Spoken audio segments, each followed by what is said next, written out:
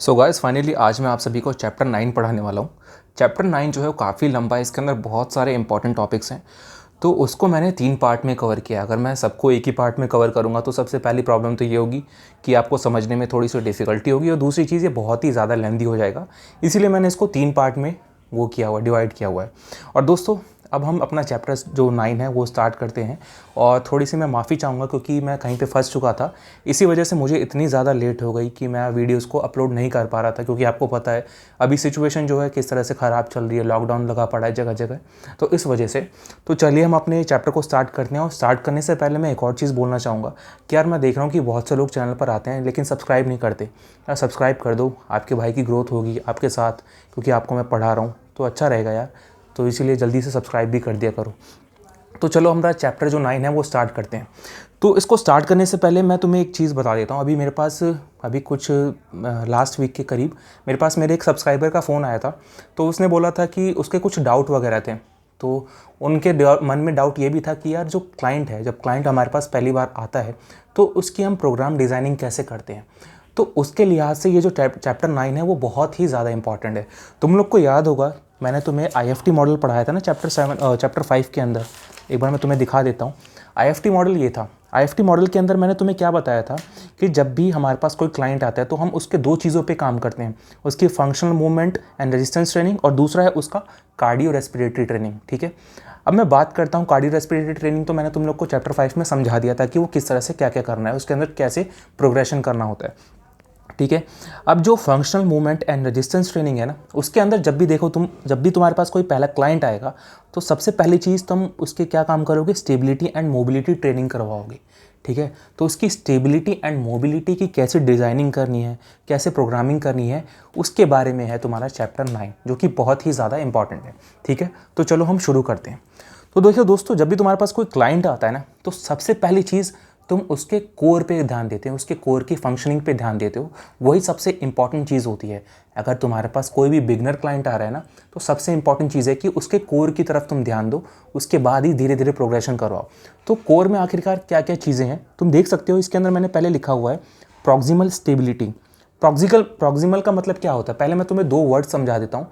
Proximal का मतलब होता है टुवर्ड्स ट्रंक, यानी कि जो तुम्हारा ट्रंक है कोर की तरफ जो जा रहा है उसको हम प्रॉक्सिमल बोलते हैं। और दूसरा होता है डिस्टल, यानी कि जो ट्रंक से तुम्हारे दूर होता है उसको हम डिस्टल बोलते हैं। ठीक है, तो तुम्हारे पास जब भी कोई क्लाइंट आएगा तो उसके अंदर तुम सबसे पहले उसकी कोर की फंक्शनिंग पे ध्यान दोगे। अब कोर की फंक्शनिंग पे कैसे ध्यान दे सकते हो तुम, सबसे पहले चीज़ है तुम उसके कोर को एक्टिवेट करवाना सिखाओ कि कोर की एक्टिवेशन कैसे होती है। उसके लिए तुम्हें क्या करना होगा, उसके लिए तुम्हें कुछ मूवमेंट्स कराने होंगे। और वो मूवमेंट क्या क्या है, सबसे पहला है तुम्हारा क्वाड्रैप ड्राइंग।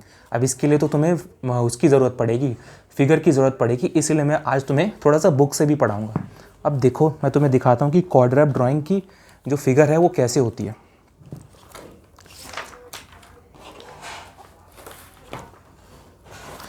तो ये देखो दोस्तों, थोड़ा सा इसमें दिक्कत आ रही है एडजस्ट होने में, खैर कोई नहीं। तो ये देखो दोस्तों, एक मिनट रुक जाओ, थोड़ा सा मैं इसको ऐसे कर देता हूँ। हाँ, तो क्वाड्रैप ड्राइंग की कैसे मूवमेंट होती है, कैसे कोर एक्टिवेट करते हैं, सबसे पहली चीज़ हम वो सीखते हैं।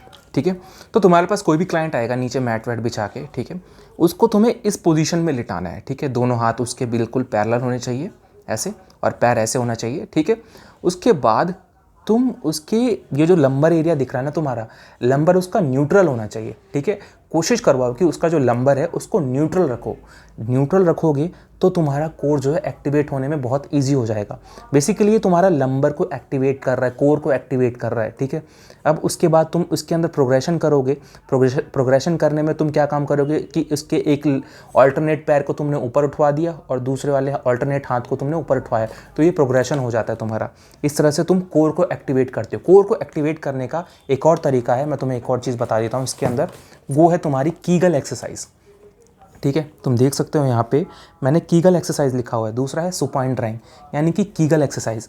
अब कीगल एक्सरसाइज कैसे होती है उसकी भी फिगर मैं तुम्हें दिखा देता हूँ। अब बेसिकली जो तुम्हारे जो क्लाइंट है ना, उसको तुम्हें लिटा देना है ज़मीन पे, उसके नीज़ को ऐसे बेंड करवा के लिटा देना है। ठीक है, अब उसके अंदर तुम्हें क्या काम करना है, अब देखो, तुम जब यूरिन करते हो, यूरिनेट करते हो ना, तो मैं तुम्हें बोलूँगा कि भाई अपने यूरिन के फ्लो को बिल्कुल अचानक से रोक लो। जब तुम उसको रोक लोगे तो उस टाइम पे जो तुम्हारे कौन कौन से मसल्स जो हैं वो एक्टिवेट हो जाते हैं। सबसे पहले होता है तुम्हारा पेल्विक फ्लोर मसल्स, वो एक्टिवेट हो जाता है, और दूसरा है तुम्हारा कोर मसल्स। जी हाँ दोस्तों, जब भी तुम यूरिनेट करते हो, एक एक्शन के तौर पे मैं तुम्हें बता रहा हूँ कि यूरिनेट करो, इमेजिन करो कि तुम यूरिनेट कर रहे हो, यूरिनेट करते करते उसको अपने मसल्स को जो है ना, वो यूरिनेट को एकदम फ्लो को रोक लो। फ्लो को रोकोगे तो उससे तुम्हारा जो पेल्विक फ्लोर मसल है वो एक्टिवेट होगा, प्लस तुम्हारा जो कोर मसल्स हैं वो एक्टिवेट हो जाते हैं। तो इस तरह से तुम्हारी जो प्रॉक्सिमल स्टेबिलिटी है, यानी कि तुम्हारे पास जो क्लाइंट आया है उसकी प्रॉक्सिमल स्टेबिलिटी के लिए सबसे पहले तुम्हें उसको क्वाड्रैप ड्राइंग जो मैंने तुम्हें पीछे फिगर दिखाई थी उस तरह से उसके कोर को एक्टिवेट कराना है। देन उसके बाद उसको कीगल एक्सरसाइज करवा के उसको उसके कोर को एक्टिवेट करवाना है, ताकि उसके कोर की एक्टिवेशन हो सके और पेल्विक फ्लोर भी उसके साथ एक्टिवेट हो सके। ठीक है, अभी मैंने तुम्हें प्रॉक्सिमल स्टेबिलिटी के बारे में बताया, अब मैं तुम्हें बताता हूँ प्रॉक्सिमल मोबिलिटी के बारे में, जिसके अंदर तुम्हारा हिप एंड थोरेसिक स्पाइन आ जाता है। ठीक है, अब इसके अंदर हम लोग कैट कैमल करते हैं। कैट कैमल की एक्सरसाइज कैसे होती है वो बताने से पहले मैं तुम्हें एक और चीज़ बता देता हूँ कि बहुत से लोग जो हैं कैट कैमल की एक्सरसाइज जो है ना वो स्ट्रेच के तौर पे करते हैं। उनको लगता है कि हम बैक की स्ट्रेचिंग कर रहे हैं, लेकिन ये कैट कैमल जो है स्ट्रेचिंग एक्सरसाइज नहीं होती, ये एक मोशन एक्सरसाइज है। अब कैट कैमल की मैं तुम्हें पोजिशन दिखा देता हूँ। ये देखो कैट कैमल की पोजीशन, इसमें बेसिकली इस तरह से हम लेट जाते हैं, लेटना क्या, इस तरह से हम पोजीशन बना लेते हैं। ठीक है, अब जो तुम्हारा ये वाला देखो, अब ये लंबर स्पाइन देख रहे हो तुम, पहले हम इसको एकदम पोस्टीरियर लेके जाते हैं, फिर एंटीरियर की तरफ लेके जाते हैं। तो इसी तरीके से हम कैट कैमल की मूवमेंट को करते हैं, जो कि हमारा हिप मोबिलिटी के अंदर आ जाता है। ठीक है, अब दोस्तों क्या होता है कि बहुत से लोगों का हिप मोबिलिटी के अंदर लंबर स्पाइन है बहुत ज़्यादा कर्व हो जाता है, मतलब बहुत ज़्यादा कॉम्प्रोमाइज़ हो रही होती है उनकी ये जो पोजीशनिंग होती है। तो उसके दौरान हम लोग क्या कर सकते हैं, उस क्लाइंट से हम लोग क्या करवा सकते हैं, तो हम पढ़ते हैं hip mobility without compromising lumbar stability, यानी कि लंबर स्टेबिलिटी को बिना कॉम्प्रोमाइज़ किए हुए हम उसकी हिप मोबिलिटी पे कैसे काम कर सकते हैं। तो उसके बारे में मैंने यहाँ पे लिखा हुआ है, तो मैं फिगर दिखा देता हूँ।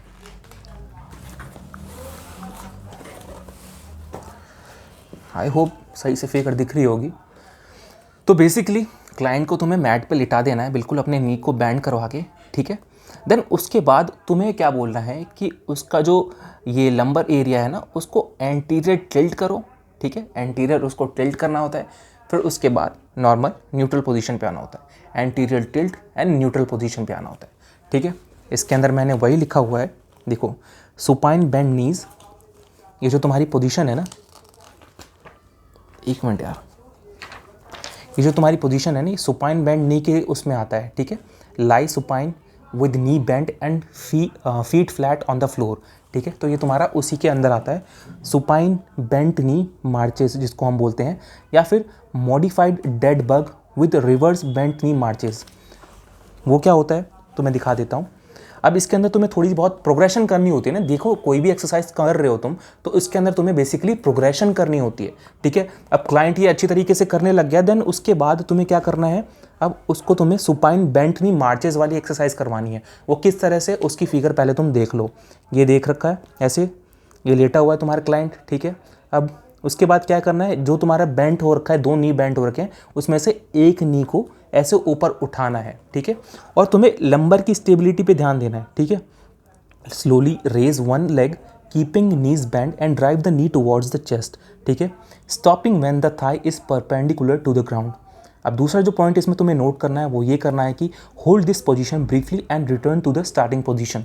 ठीक है, तीसरा पॉइंट तुम्हें repeat with the opposite leg, यानी कि पहले तुमने इस वाले पैर से किया है, अब उसके बाद तुम दूसरे वाले पैर से करोगे। तो आई होप तुम लोग को ये समझ में आ गया होगा कि प्रोग्रेशन कैसे करते हैं। बेसिकली हम इसके अंदर प्रोग्रेशन कर रहे हैं, और तुम्हें थोड़ा बहुत डाउट होगा ना कि भाई क्या, क्योंकि यार अभी इस टाइम पे क्या है, मेन दिक्कत पता है क्या है कि मैं लाइव डेमो करके तुम्हें नहीं दिखा पा रहा, क्योंकि अगर डेमो करके दिखाऊंगा तो मैं पढ़ा नहीं पाऊंगा तुम्हें। तो अभी तुम चीज़ों को समझ लो, जो बेसिक कंसेप्ट है ना तुम उसको समझ लो, अपने दिमाग में अंदर डाल लो कि अच्छा ये चीज़, अगर मैं बोलूँ कि सुपाइन बेंट नी मार्चेस कैसे होते हैं या पेल्विक टिल्ट्स कैसे होते हैं, तो तुम्हारे दिमाग में ये चीज़ आ जानी चाहिए। ठीक है, उसके बाद तुम यूट्यूब वगैरह पे गूगल करके या सर्च करके देख लेना कि प्रॉपर इसकी एक्सरसाइज कैसी होती है, या अगर तुम कहीं पे प्रैक्टिकल क्लासेस ले रहे हो तो वो तुम्हें बता ही देंगे कि प्रैक्टिकली तुम इसको कैसे करते हो। ठीक है, अगर थोड़ी बहुत कहीं पे करेक्शन करनी हो तो तुम वहाँ पे उसको कर सकते हो, ठीक है। तो चलिए आगे बढ़ते हैं।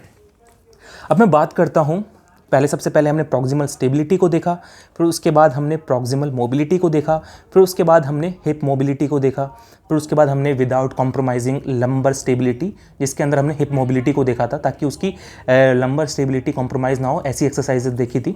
अब मैं बात करता हूँ hip flexors mobility without compromising lumbar stability. अब मैं हिप फ्लेक्सर्स की मोबिलिटी के ऊपर ध्यान देता हूँ। हिप फ्लेक्सर्स याद है या भूल गए? एक मिनट रुको, मैं तुम्हें अपना वो दिखा देता हूँ यार, एक मिनट रुको यार।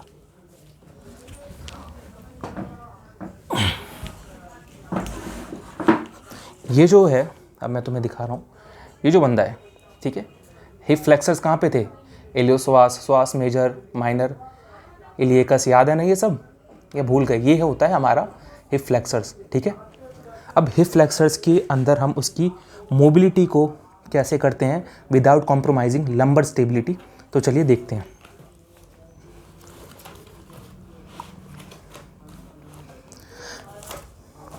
अब इसके अंदर मैंने लिखा हुआ है, पहले मैं तुम्हें पढ़ा देता हूँ। Lying supine hip flexor stretch, pull one knee to the chest and extend other leg in sagittal plane.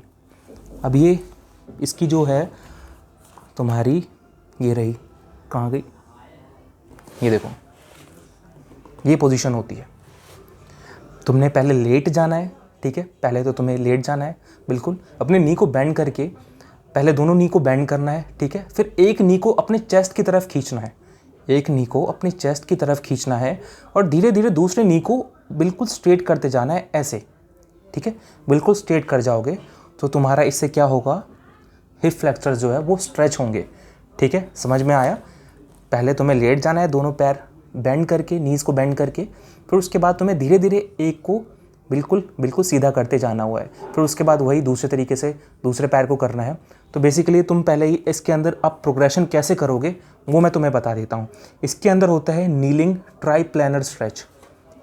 और एक और चीज़ ध्यान रखना, लंबर जो स्पाइन है तुम्हारा, लंबर स्पाइन, वो बहुत ज़्यादा इसके अंदर आर्च नहीं आना चाहिए। अगर तुम लेटे हुए तो तुम्हारा स्पाइन जो है न्यूट्रल होना चाहिए। अगर किसी भी बंदे की ये मोबिलिटी ख़राब होती है ना, तो उसके अंदर बहुत ज़्यादा आर्च आ जाता है। तो तुम्हें ये चीज़ देखनी पड़ेगी कि भाई उसके अंदर बहुत ज़्यादा आर्च तो नहीं आ रहा। देन उसके बाद तुम इसकी जो है प्रोग्रेशन कैसे कर सकते हो। प्रोग्रेशन करने के लिए तुम्हें half kneeling triplanar stretch करना होता है। अब इसके अंदर क्या चीज़ है तुम्हें मैं बता देता हूँ किस तरीके से। बेसिकली तुम फिगर को देख लो, फिगर देखोगे तो तुम्हें आराम से समझ में आ जाएगा, नहीं तो फिर बहुत ही ज़्यादा खचड़ मचड़ हो जाएगा दिमाग में, ठीक है। तो सिंपली इसके अंदर हम क्या करते हैं मैं वो दिखा देता हूँ। पहले तुम ऐसे बैठे हुए हो, ठीक है, लंजेस की पोजीशन में तुमने बैठ रखे हो, ठीक है, लंजेस की पोजीशन में तुम्हें बैठना है। देन उसके बाद तुम्हारा जो है एक पैर आगे की तरफ है, ये बेसिकली लंज कर रहे हो तुम। देन उसके बाद तुम्हें थोड़ा सा आगे होना है, आगे हो जाना है अपने न्यूट्रल स्पाइन को मेंटेन करते हुए, ठीक है। पहली प्रोग्रेशन तो ये हो गई। अब दूसरी प्रोग्रेशन क्या है कि दूसरी प्रोग्रेशन जब कोई भी तुम्हारा क्लाइंट है इसके अंदर माहिर हो जाता है, ठीक हो जाता है, देन उसके बाद हम प्रोग्रेशन करते हैं, ठीक है। अब एक हाथ हमने ऑपोजिट साइड का, जिस तरफ से हमने बेंड करा हुआ है नी को अपने नीचे की तरफ लेके जा रहे हैं, उसी साइड से हमने अपने हाथ को उठाया, देखो इस तरफ, देखो इस वाली फिगर में ध्यान से देखो, एंड देन जो हमारा नी आगे की तरफ है उस तरफ हमें बेंड करना है, तो इससे हमारा हिप फ्लेक्सर जो है वो भी स्ट्रेच होगा। अब तीसरी वाली जो है वो भी ध्यान से देखो, तीसरा जो प्रोग्रेशन होता है वो किस तरह से होगा। जब तुम्हारा क्लाइंट है इसमें भी ठीक ठाक हो गया, देन तीसरी जो पोजीशन है इसके अंदर क्या करना है तुम्हें, देखो पहले तुम ऐसे हो, ठीक है। इसके बाद एक काम करो, अपने नीचे स्टेपर लगा लो, स्टेपर के ऊपर तुमने पैर रखा है और एक नी तुमने पीछे रखा हुआ है, ठीक है। अपने हाथ को जोड़ के आगे ऊपर की तरफ उठा के लेके जाओ, हेड की तरफ ऊपर लेके जाओ। देन उसके बाद तुम अपने पीछे वाले पैर को पीछे ही रखना, तुम ऐसे आगे की तरफ अपने जहाँ पे तुम्हारा नी निकला हुआ है ना आगे वाले पैर का, उस तरफ लेके आना है। तो इससे भी तुम्हारा जो है क्या होगा, तुम्हारा हिप फ्लेक्सर स्ट्रेच होगा। ये बेसिकली हिप फ्लेक्सर्स की मोबिलिटी के ऊपर ध्यान दे रहे हैं। और ये सारी जितनी भी चीज़ें तुम्हें बताई हैं ये प्रोग्रेशन है, हिप फ्लेक्सर्स की प्रोग्रेशन हो रखी है, ठीक है। आई होप तुम लोग को समझ में आ गया होगा यार, जितना हो सकता है पॉसिबल मैं उस तरीके से समझाने की कोशिश कर रहा हूँ, तो तुम लोग को समझ में आ चुका होगा। अगर नहीं भी आया तो थोड़ा बहुत दोबारा इसको देख लेना, दोबारा से समझ लेना। अगर कोई भी डाउट हो तुम्हारा तो मुझे कमेंट सेक्शन में ज़रूर लिख के देना, ठीक है। अब चलिए आगे बढ़ते हैं। अब आगे है तुम्हारा hip mobilisation with glute activation. अब इसके अंदर तुम्हारे हिप की जो मोबिलिटी है अब उसको हम ग्लूट को एक्टिवेट करके करेंगे, ग्लूट्स को, ठीक है। ग्लूट्स याद है, भूल गए? ये भाई साहब के ग्लूट्स ये रहे, ठीक है, ये तुम्हारे ग्लूट्स हैं। पहले इसकी मैं फिगर दिखा देता हूँ तुम्हारे को। कहाँ गई इसकी फिगर? ये रही, देखो। तुमने, आई नो बहुत से लोग जानते भी होंगे इस चीज़ को, ग्लूट ब्रिजेस, ग्लूट ब्रिज बना के जो एक्सरसाइज करते हैं उसके अंदर तुम्हारी हिप की मोबिलाइजेशन होती है और ग्लूट की एक्टिवेशन होती है। बेसिकली तुमको इस पोजीशन में लेट जाना है, ठीक है। आई होप फिगर देख के तुम लोग समझ पा रहे होगे कि किस तरह से, क्योंकि अगर मैं इसको एक्सप्लेन करूँगा कि एक हाथ अपने सीधे ऐसे रखने हैं, फिर उसके बाद नी को बेंड करना है, तो काफ़ी लंबा हो जाएगा। समझ में आ रहा होगा फिगर को देख के तुम लोग को, ठीक है। तो ऐसे लेट जाना है, अपनी नी को बेंड कर लेना है, देन अपने जो तुम्हारा लंबर वाला एरिया है प्लस तुम्हारे जो ग्लूट्स है, नाम क्या एक्सरसाइज का, ग्लूट ब्रिज नाम है ना, तो तुम्हें अपने ग्लूट को जो है ऊपर की तरफ उठाना है, ठीक है। ऊपर की तरफ उठाने के बाद बेसिकली ये प्रोग्रेशन कैसे होगा इसके अंदर, अब उठाने के बाद तुम्हें एक नी को बेंड करते हुए अपनी चेस्ट की तरफ लेके जाना है, ठीक है। ये तुम्हारा जो होता है ग्लूट ब्रिज कहलाता है और इससे तुम ग्लूट का एक्टिवेशन करते हो। आई होप तुम लोग को समझ में आ गया होगा। आगे बढ़ते हैं, अगर नहीं समझ में आया तो फिर से देख लेना। पहले नॉर्मली तुम्हें ऐसे लेटना है, दूसरी पोजीशन तुम्हारी जो प्रोग्रेशन होगी वो ऐसे होगी कि तुमने अपने नीज को बेंड करके अपने हिप को और अपने ग्लूट्स को उठा रखा है। तीसरी पोजीशन क्या होगी, तीसरा जो तुम्हारा प्रोग्रेशन होगा वो इसमें अपने नी को बेंड करके अपने चेस्ट की तरफ लेके जा रहे हो, ठीक है। अपने क्लाइंट के साथ ही परफॉर्म करवाना है तुमको, बेसिकली उसकी स्टेबिलिटी एंड मोबिलिटी पे ध्यान देना है। सबसे पहले मैंने तुम्हें क्या बताया था कि उसके कोर पे ध्यान देना है, देन उसके बाद जो उसके हिप हैं, शोल्डर हैं, उसके ऊपर ध्यान दे रहे हैं हम लोग, उसकी मोबिलिटी एंड स्टेबिलिटी के ऊपर। तभी तो उसके बाद वो मूवमेंट ट्रेनिंग कर पाएगा ना, जब उसकी स्टेबिलिटी बॉडी के अंदर होगी, मोबिलिटी होगी तो, ठीक है। तो चलो अब आगे बढ़ते हैं, अब आगे देखते हैं। अगला जो है तुम्हारा हिप मोबिलाइजेशन इन ट्रांसवर्स प्लेन। ट्रांसवर्स प्लेन में हम लोग कैसे करते हैं वो देखते हैं। इसके अंदर मैंने एक्सरसाइज का नाम लिखा हुआ है सुपाइन 90-90 हिप रोटेटर स्ट्रेच। अब वो कैसे करते हैं वो तुम्हें मैं दिखा देता हूँ पहले।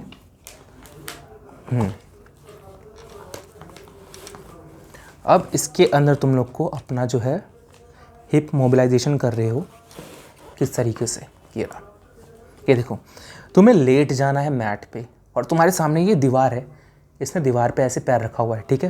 ये दीवार है, वॉल के अगेंस्ट इसने दोनों पैर नी बेंड करके रख लिए, ठीक है। अब जो दूसरा वाला पैर है इसने इसके ऊपर रखा, दूसरे वाले नी के ऊपर रख दिया और उसको ऐसे करके ये स्ट्रेच कर रही है, देख रहे हो ध्यान से।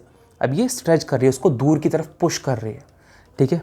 तो ये तुम्हारा हो गया, हिप को तुम क्या कर रहे हो, स्ट्रेचिंग दे रहे हो ना, हिप मोबिलाइजेशन हो रहा है तुम्हारा, ठीक है। तो तुम इससे भी कर सकते हो। अब इसकी जो अगली प्रोग्रेशन है वो कैसे होगी, अगली प्रोग्रेशन में तुम ध्यान से देखो, ये कैट कैमल वाली पोजीशन में बैठ गई, लेकिन इसमें क्या डिफरेंस है कि इसने अपने एक नी को, ये जो नी है तुम्हारा, एक पैर ऐसे जा रहा है, उसने दूसरे पैर के ऊपर रख लिया है। ध्यान से देखो, तुम्हें दिख रहा होगा तो, नहीं तो जूम करके देख लेना, ठीक है।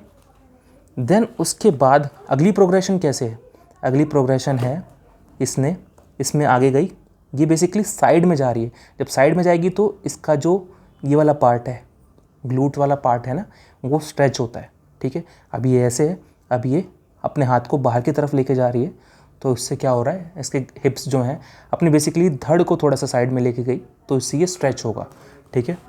अब अगली जो प्रोग्रेशन है वो कैसी है, अगली प्रोग्रेशन है बेसिकली सिंपली अपने एक सिंपली क्रॉस करके बैठो। मैं तुम्हें इसमें से अगर तुम्हें थोड़ा बहुत कन्फ्यूजन हो रहा होगा, वैसे फिगर देख के समझ गए होगे, अगर नहीं भी समझे तो मैं तुम्हें बता देता हूँ। क्रॉस करके बैठो अपने लेग्स को, ठीक है, और एक लेग को पीछे रखो और दूसरा वाला जो लेग है ना, जो आलती पालती मारते हो, उस पोजीशन में ही रखो, ठीक है, उस पोजीशन में रखो, दूसरे वाले पैर को पीछे लेके जाओ।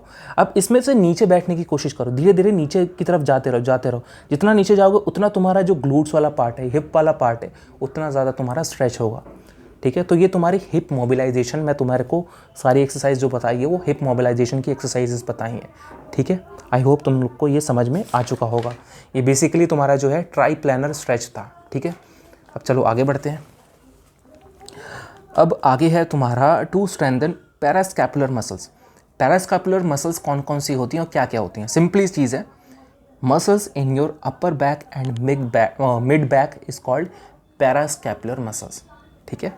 इसके अंदर LTRS होता है। LTRS का मतलब तुम्हें पता है, मुझे कमेंट करके बताना कि LTRS जो पैरास्कैपुलर मसल्स है, ये तुम्हारा टास्क है, बताना क्या क्या होती है, कौन कौन सी होती हैं।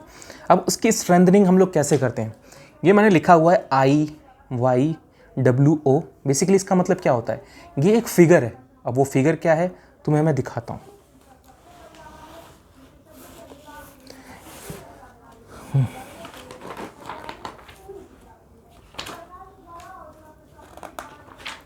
तुम्हें इसमें थोड़ा सा बुक्स का यूज़ करना पड़ेगा या नोट्स का यूज़ करना पड़ेगा, इसीलिए मैंने बुक्स के थ्रू तुम्हें पढ़ा रहा हूँ, वरना बहुत ही ज़्यादा मुश्किल हो जाता है।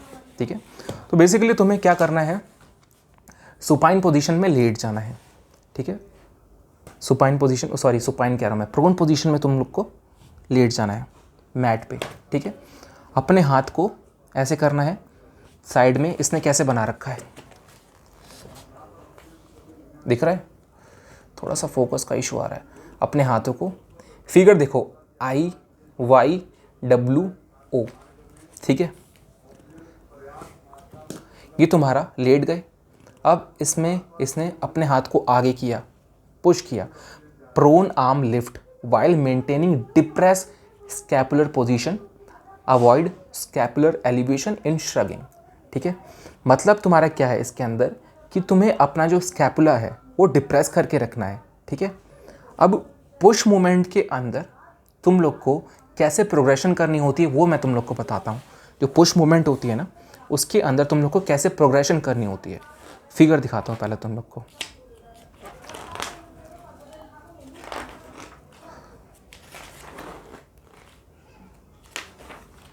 ये रहा, देखो भाई, तुम लोग को पता है ना बाइलेटरल और यूनिलेटरल का मतलब क्या होता है। मैं तुम्हें लेमेंस लैंग्वेज में समझाऊँ तो बाइलेटरल मतलब ये है, तुम लोग दोनों हैंड को यूज़ किया। मतलब कुछ लोग कहते हैं कि भाई बाइलेटरल का मतलब ये होता है कि एक हाथ दूसरे हाथ पे डिपेंडेंट है, तभी वो बाइलेटरल कहलाता है। यूनिलेटरल मतलब सिंगल हैंड होता है। ठीक है, वो तुम्हारी डेफिनेशन है कि तुम्हारा टीचर तुम्हें किस तरह से पढ़ा रहा है उस पर बेसिकली समझ जाओ। बाइलेटरल मतलब दो, यानी कि दोनों हाथ यूज़ हो रहे हैं, तो उस टाइम पे बाइलेटरल कहलाता है। ठीक है, अब जो पुश मूवमेंट होती है, पुशिंग मूवमेंट होती है, उसके अंदर हम लोग किस तरीके से वो करते हैं, प्रोग्रेशन करते हैं। सबसे पहले तो तुम्हें एक चीज़ करना है, अपने शोल्डर को हमेशा पैक करके रखना है। शोल्डर पैकिंग क्या होती है, शोल्डर पैकिंग का मतलब होता है तुम्हारा जो स्कैपुला है उसको रिट्रैक्ट करना है, स्कैपुला को रिट्रैक्ट करना है। इसको दिखा देता हूँ, scapula retract and depress is called shoulder packing. ठीक है, अपने कोर को एंगेज करना है। ठीक है, कोर को एंगेज करने का तरीका पता था, कीगल एक्सरसाइज। ठीक है, कीगल तुम्हें ऐसा नहीं है कि हमेशा अपनी उसको यूरिन फ्लो को पूरे थ्रू आउट द एक्सरसाइज रोक के रखनी है, ऐसा नहीं होता। कीगल एक्सरसाइज का मतलब सिंपली मैं तुम्हें एक तरीका बताता हूँ, अपने जो तुम्हारा नेवल है उसको टक इन कर लो, टक इन करो, तुम्हारा कोर एक्टिवेट हो जाता है। ठीक है, एक्सरसाइज करते मूवमेंट करते टाइम। देन उसके बाद अब मैं तुम्हें पुश की प्रोग्रेशन बताता हूँ वो कैसे होती है। सबसे पहले तुम्हें सीटेड बाइलेटरल प्रेस करना होता है। सीटेड बाइलेटरल प्रेस कैसे कर रहा है ये बंदा, बैठा हुआ है। ठीक है, चेयर है इसके पास, उसने कॉन्टैक्ट लगा रखा है अपना, पीछे जो इसका जो बैक साइड है उसने सीट की जो गद्दी है उसके ऊपर कॉन्टैक्ट कर रखा है, मतलब रेस्ट लिया हुआ है, और उसके बाद ये प्रेस कर रहा है। ठीक है, अब उसके बाद है तुम्हारा विदाउट बैक रेस्ट। अब विदाउट बैक रेस्ट में क्या होता है कि अब इस बंदे ने ये जो सीट है वो हटा दी। सबसे पहले जब तुम्हारे पास कोई भी बिगनर आएगा, क्लाइंट आएगा ना, तो तुम उसको पुश मूवमेंट के जरिए क्या डायरेक्टली तुम उसको वहाँ पे वो बारबल प्रेस करवा देते हैं ना, जो आजकल के जिम में जाते हैं। जब भी कोई नया लड़का आता है तो उसको सीधा बोलते हैं कि भाई जा और जाके उस पर बारबल लगा, 5 किलो की इधर 5 किलो की इधर प्लेट लगा दो, जो कि बहुत ही गलत तरीका है। इस तरीके से नहीं करते हैं। प्रोग्रेशन कैसे और किस तरीके से होनी चाहिए वो मैं तुम्हें बताता हूँ। तो सबसे पहले एक सीट लगाई हमने। ठीक है, पहले उसके बाद सीट लगाने के बाद हम उसके कोर को एक्टिवेट कर रहे हैं। देन उसके बाद हम बायलेटरल तरीके से उसके मसल्स को एक्टिवेट कर रहे हैं। अब दूसरा जो इसमें प्रोग्रेशन होगा, अब इसके अंदर वो बंदा ठीक हो गया, दूसरी प्रोग्रेशन होगी कि हम सीट को हटा देंगे। अब इसके अंदर कोर एंगेजमेंट ज़्यादा होगी। ठीक है, अब इसके अंदर ये बंदा अपने कोर की एंगेजमेंट को ज़्यादा करेगा, उसी के दौरान ये पुश मूवमेंट करेगा। ठीक है, अब जो तीसरी है वो है स्टैंडिंग प्रेस। स्टैंडिंग प्रेस में तुम्हारा स्प्लिट स्टैंस होता है। स्प्लिट स्टैंस का मतलब क्या, जैसे तुम्हारे पैर हैं, या तो एक आगे रहेगा एक पीछे रहेगा, ऐसे होता है स्प्लिट स्टैंस। वो किस तरीके से होता है मैं तुम्हें दिखा देता हूँ। ये तुम्हारे जो स्प्लिट स्टैंस है ये 2 तरीके से होता है। कौन कौन सा, एक कॉन्ट्रालेटरल होता है और एक इप्सिलेटरल होता है। कॉन्ट्रालेटरल और इप्सिलेटरल क्या होते हैं वो तुम्हें बताता हूँ मैं। प्रोग्रेशन समझ रहे हो, ये सारी चीज़ें ना मैं तुम्हें प्रोग्रेशन की बात बता रहा हूँ कि कैसे कैसे प्रोग्रेशन करना है। प्रोग्रेशन अगर समझ में नहीं आ रहा तो सिंपली मतलब है कि भाई पहले तुम 2 किलो का डंबल उठाते थे, फिर 5 किलो का उठा रहे हो, फिर 10 किलो का उठा रहे हो, फिर 12 किलो का उठा रहे हो, ऐसे ऐसे करके जो तुम अपनी कैपेसिटी को बढ़ा रहे हो ना, ताकि तुम्हारी मसल्स ग्रो हो सके, तुम्हें और चैलेंज फेस कर सको तुम लोग अपने उसके अंदर, ताकि तुम्हारी बॉडी ग्रो कर सके। तो ठीक उसी को प्रोग्रेशन कहते हैं, प्रोग्रेसिव ओवरलोड कहते हैं। और बॉडी में इस तरीके से प्रोग्रेशन करते हैं।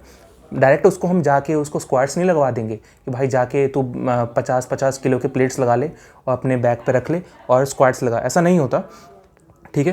तो हम लोग इसके अंदर क्या कर रहे हैं, प्रोग्रेशन कर रहे हैं।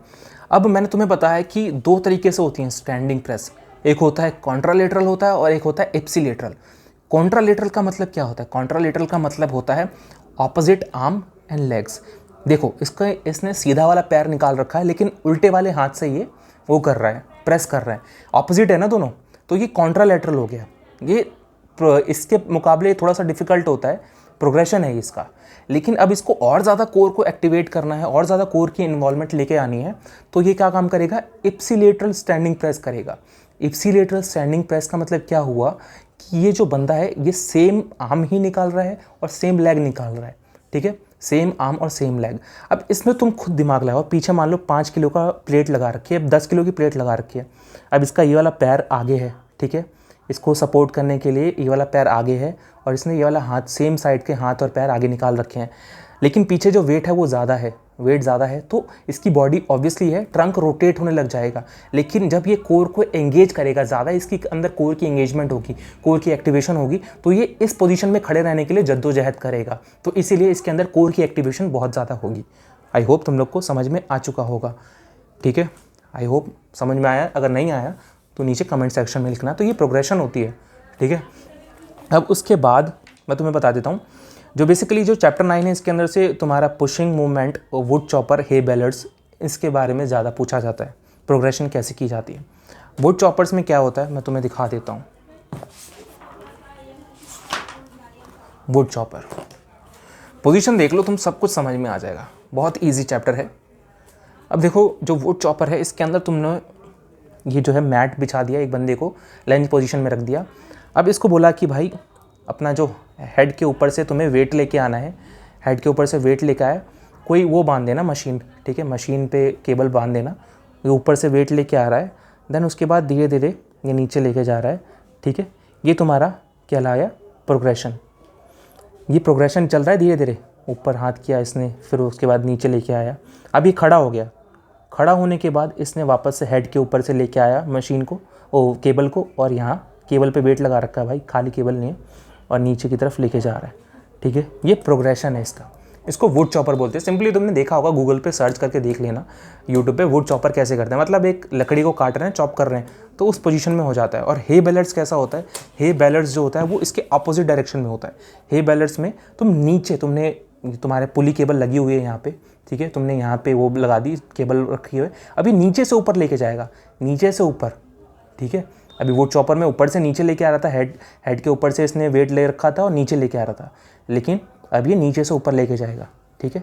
ये देखो ऊपर लेके जा रहा है ना, हाँ भी थोड़ा सा और पीछे देखो, इसने पोजीशन तुम्हें दिखा देता हूँ, इसने बंदे ने कर रखा है, बॉल पकड़ी हुई है, ये ऊपर लेके जा रहा है, ठीक है। तो ये प्रोग्रेशन होती है, तुम्हें अपने क्लाइंट को इस तरीके से प्रोग्रेशन करवाना है, ठीक है। जब तुम फील्ड पे उतरोगे ना तो तुम अपने आप समझ में आ जाएगा कि भाई किस तरीके से मुझे कैसे कैसे करके क्या क्या चीज़ें करवानी होती हैं।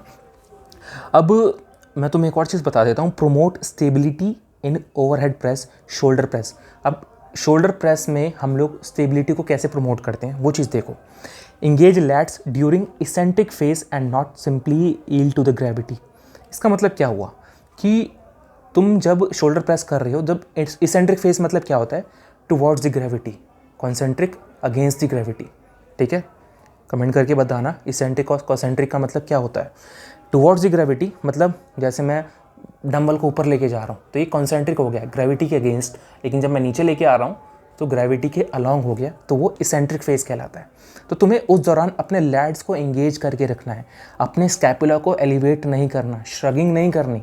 तो ये सारी चीज़ें तुम्हें ध्यान देने लायक है, तुम्हें बहुत ही ज़्यादा ज़रूरी है इसको समझना, ठीक है। आई होप तुम लोग को यहाँ तक समझ में आ गया होगा। और इसके अंदर जो सबसे इंपॉर्टेंट चीज़ है वो मैं तुम्हें बता देता हूँ, हालांकि मैंने तुम्हें बता दिया है।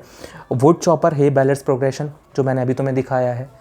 पुश प्रोग्रेशन तुम्हें अभी मैंने पीछे दिखाया था कि पुश प्रोग्रेशन कैसे होता है। पुल प्रोग्रेशन क्या होता है? पुल प्रोग्रेशन में भी सेम वही चीज़ है। इसके अंदर भी पहले हम बायलेटरल सीटेड से स्टार्ट करते हैं, ठीक है। फिर उसके बाद हम पीछे वाला जो सपोर्ट होता है वो हटा देते हैं। फिर उसके बाद हम लोग स्टैंडिंग करते हैं। फिर स्टैंडिंग में हम लोग फिर उसके बाद क्या करते हैं, स्टैंस को चेंज कर लेते हैं। पुश और पुल का जो प्रोग्रेशन है ऑलमोस्ट सेम होता है, ऑलमोस्ट क्या सेम ही होता है, ठीक है। देन उसके बाद तुम्हारा वुड चॉपर हे बैलेंस मैंने तुम्हें बता दिया है। जो अगला है तुम्हारा वो सबसे इंपॉर्टेंट है, progression in bent and lift squatting. ये बहुत इंपॉर्टेंट है, बेंट एंड लिफ्ट। तुमने देखा होगा बेंट एंड लिफ्ट मूवमेंट, मैंने तुम्हें पिछले चैप्टर्स में भी पढ़ाया था बेंट एंड लिफ्ट क्या चीज़ है, ठीक है। तो उसके अंदर जब तुम स्क्वाट करते हो तो वो बेंट एंड लिफ्ट मूवमेंट होती है। स्क्वाट्स करवाते टाइम तुम्हें किस तरीके से प्रोग्रेशन पे ध्यान देना है, किन किन चीज़ों पे ध्यान देना है, उसके बारे में इसके अंदर लिखा हुआ है, ठीक है। तो सबसे पहले चीज़ है, तुम जब भी किसी बंदे को स्टार्ट करवाते हो स्क्वाटिंग करवाना, तो स्क्वाटिंग करवाने से पहले सबसे पहले तुम्हें उसके हिप को हिंज करवाना है। हिप हिंज कैसे करवाते हैं? इसके अंदर जब वो नीचे बैठे तो उसका ग्लूट्स जो है वो ग्लूट पहले आना चाहिए। ग्लूट मैं इसके अंदर लिखा हुआ है, using a 3 point contact head thoracic spine and sacrum emphasizing a glute dominance during the initial 0 to 15 degree of the movement. यानी कि 0 से 15 डिग्री तक जब कोई बंदा नीचे बैठ रहा है तो उसको पहले, कई लोग होते हैं पहले अपना नी को जो है वो पहले नी आगे कर लेंगे फिर बैठेंगे नीचे, ऐसे नी आगे करके धड़ाम नीचे, ऐसा नहीं करना। पहले ग्लूट्स को अपना पीछे नीचे लेके जाना है, फिर उसके बाद नी को बेंड करना है, फिर नीचे बैठना है, ठीक है। समझ में आ रहा है? इस तरीके से होता है। देन उसके बाद तुम्हें उसके हिप नी फीट के अलाइनमेंट को देखना है। उसके हिप को देखना है कि उसका हिप जो है वो एडक्ट तो नहीं हो रहा, एबडक्ट तो नहीं हो रहा, वो सारी चीज़ें देखनी है। देन उसके बाद उसके नी को देखना है कि नी जो है केव इन तो नहीं हो रहा, नी वॉल्गस तो नहीं हो रखा। अगर मान लो, मैंने तुम्हें पिछले चैप्टर में भी पढ़ाया था, ये बंदा है स्क्वाट्स कर रहा है, स्क्वाट्स करते करते इसका जो नी है वो अंदर की तरफ आ रहा है ऐसे, ठीक है। तो उसकी कौन सी मसल्स जो हैं वो टाइट हो रखी हैं और कौन सी मसल्स वीक हो रखी हैं, बताओ मुझे, कमेंट करके बताना।